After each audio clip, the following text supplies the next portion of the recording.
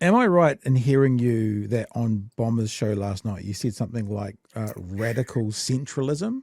Is that a term Yes. you use? And if that Yeah. is Yeah. right, what does that mean? Because Mm. it kind of feels like you're saying we're vibrantly beige. What's radical centralism? What is that?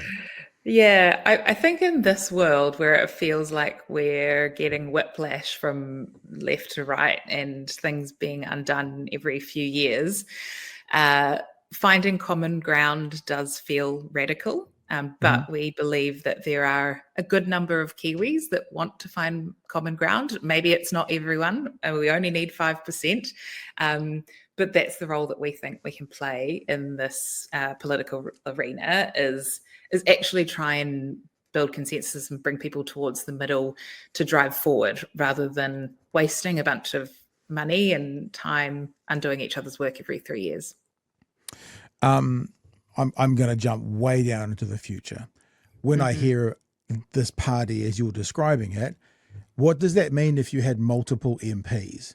Do you Mm. still have to vote as a bloc? Because if you're radical centrists, what if someone felt like in this particular policy supporting the left and the other person thought that the centrist was supporting the right? Like, I know Mm. it's a long way away, but it does make me like looking at David Seymour, who a couple of elections ago was 0.2% or whatever he was, and is now, 8.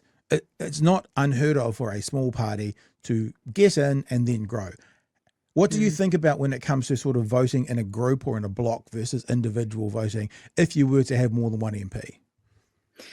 Yeah, that's a great question. And honestly, I don't think I've not discussed that in detail with the party. But I think rethinking the way our democracy works is fully on the table for us. And that means that maybe it doesn't look like voting as a block every time.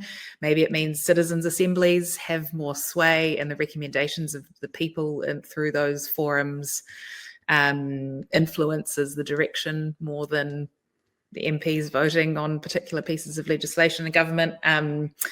I think it's up for grabs. This whole, Westminster approach of two sides on the side of the house yelling at each other within swords reaching distance is clearly quite archaic. And I think it would be great if we could all question that a bit more and think about better ways to do politics.